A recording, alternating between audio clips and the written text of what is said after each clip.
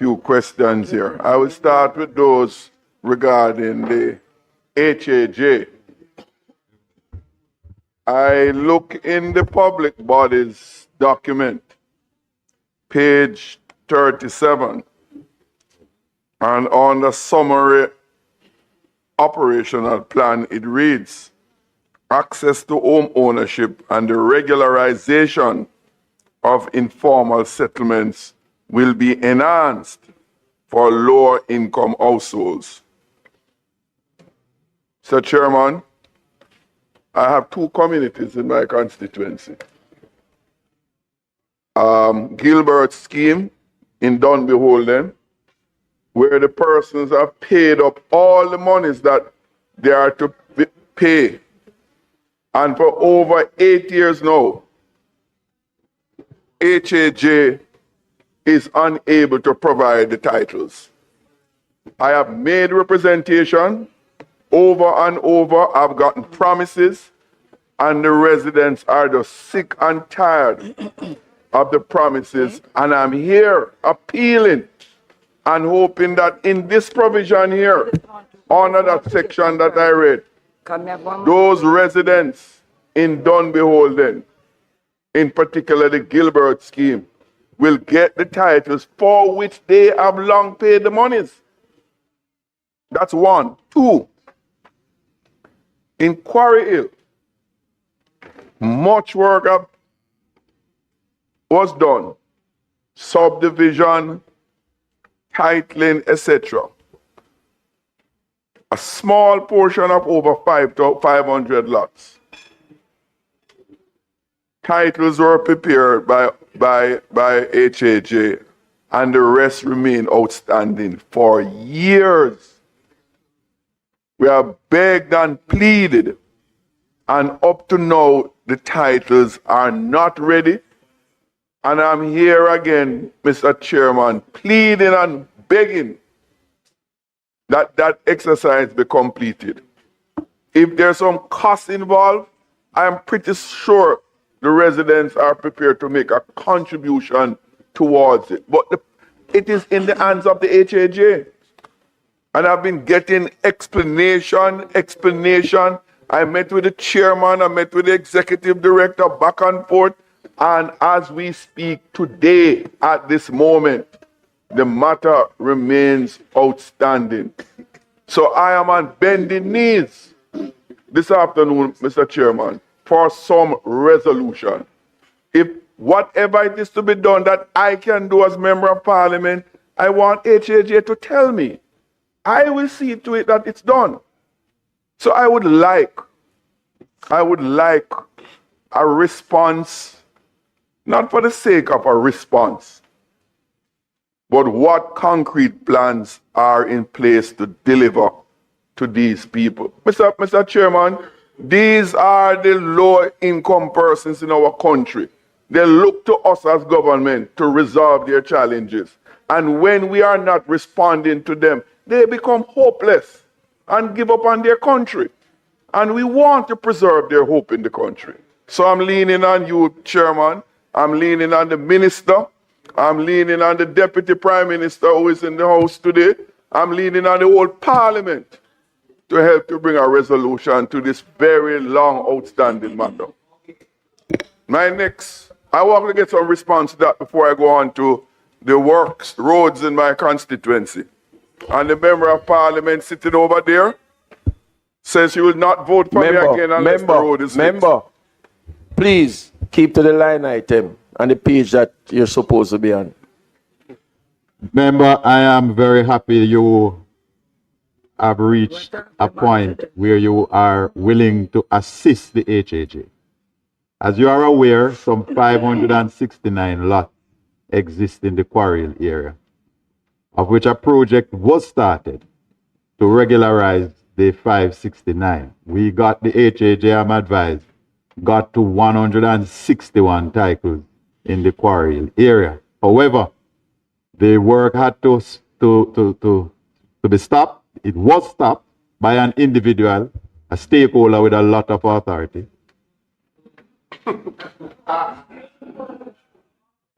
And Since then, the HAJ has been in dialogue with the stakeholder, with a lot of authority, to restart the program. And as you are aware, some of the quarry lands are also privately owned, and the HAJ, during the meantime, the fieldwork has stopped, is to bring the privately owned lands through the law, through the NLA, to get them in so that the title can be produced. I am now thankful for your commitment, member, that you will work with the HAJ, and I am going to hold you to your word. You're a man of great honor, and I'm going to work with you and the HAJ to ensure that not only the 164 lots with titles, that those are delivered, and that the rest of the lands are titled. So I am going to see you as a senior partner in this venture. Mr. Chairman. Don't set the Mr. Chairman, I wish to respond to that. Because I deliver. No. Member. I must respond. Member, you do not have to respond.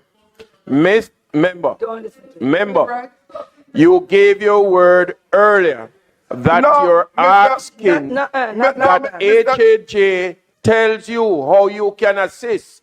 The minister with the responsibility is saying that he will take up that offer with you. But so there's no need to go any further. We have gone. No, Mr. Chairman, the minister made some statement that I must respond to. No, you don't. You have to. Well, look here. You don't. No, I have to. Not and here. And I've afforded that no, you don't. Right here. No, the minister made a statement here. Which is, look here. I refrain from indicating that the HAJ was trying to extort some people at Quarry Hill by charging them for some of the titles and to use the money on somewhere else. I intervene and stop that.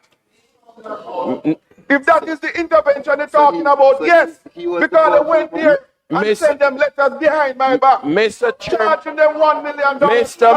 Member. Not on the infrastructure in Quarry Hill. Member. First, I deliberately never mentioned it this evening. It's when I intervened that they halted that exercise. They were doing that. So to come here and talk about starting, they were extorting the money to one spend elsewhere. When the arrangement was to collect money from the people in Quarry Hill to use to complete the infrastructure work there. Mr. Chairman, let me be very clear. Minister, it is very unfortunate. Extremely. It is very unfortunate that the member on the floor can now make those statement allegations without even being named. I did not hear the minister mention a name.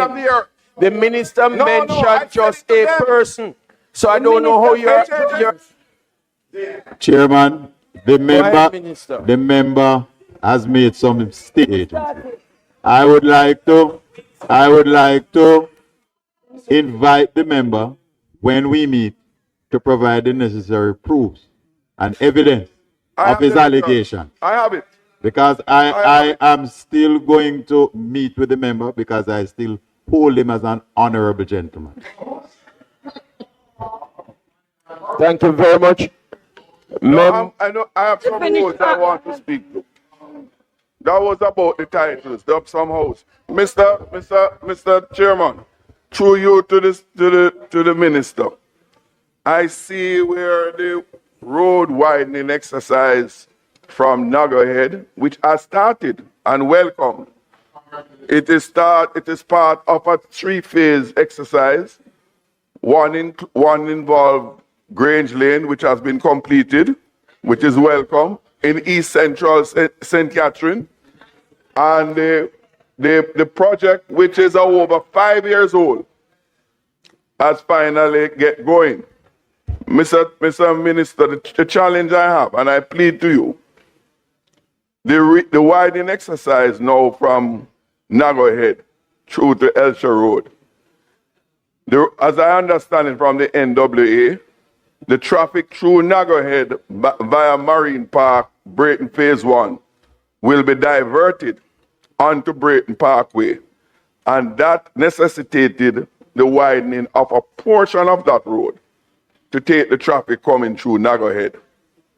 With Naggerhead closed off, there's a serious bottleneck that will occur on Brayton Parkway, going back to the intersection from the Municipal Boulevard, otherwise popularly known as I-95. My appeal this evening, Minister, in my discussion with NWA, a further extension of the widening from the tax office back to the traffic light at Newland Road will not cost any more than about $37 million, but will significantly alleviate the traffic bottleneck when the traffic is diverted. And the member from West Rural St. Andrews joining me in inviting the NWA, one who has to use that corridor very frequently and can attest to the major congestion during the peak hour traffic right through the week, Monday to Sunday, right through the week. So, Mr. Minister, given your commitment to enable the efficient movement of traffic in Portmore, I'll ask for you to consider that extended expenditure. Secondly, the main roads from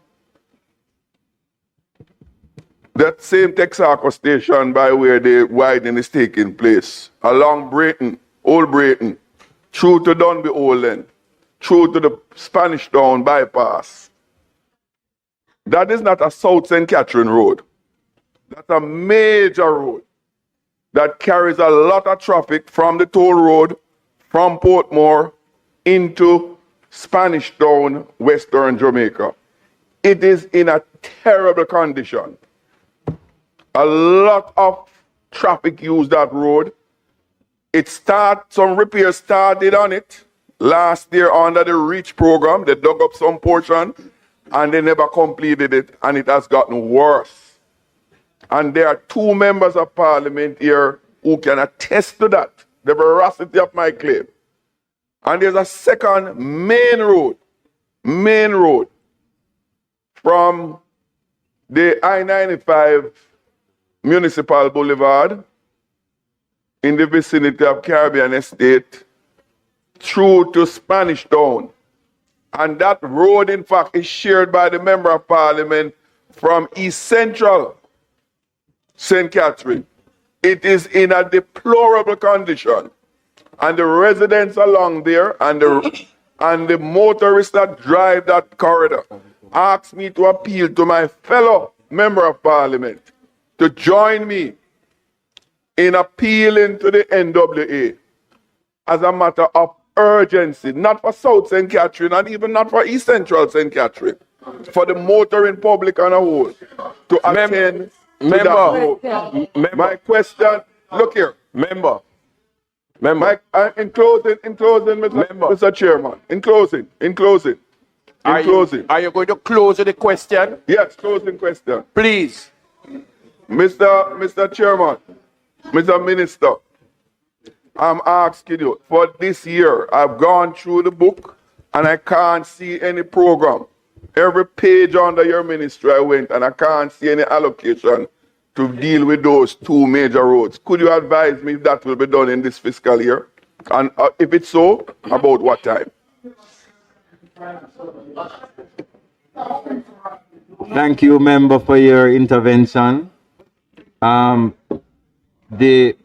There's a budget for the dualization of Brayton to Helsha Main Road, which is 222 million given to us by the Ministry of Finance. That bypass road we're doing, if we were supposed to do what you request, would add another $40 million to the allocation. It is something that we have to think about.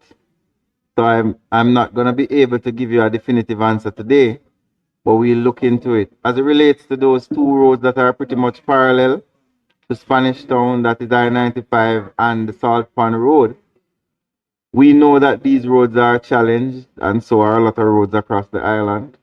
I have asked the NWA to give me an outline as to what it will cost to do any intervention to alleviate the challenges that are on such roads. Thank you. Member Denise. Thank you very much, Chairman. Minister, I am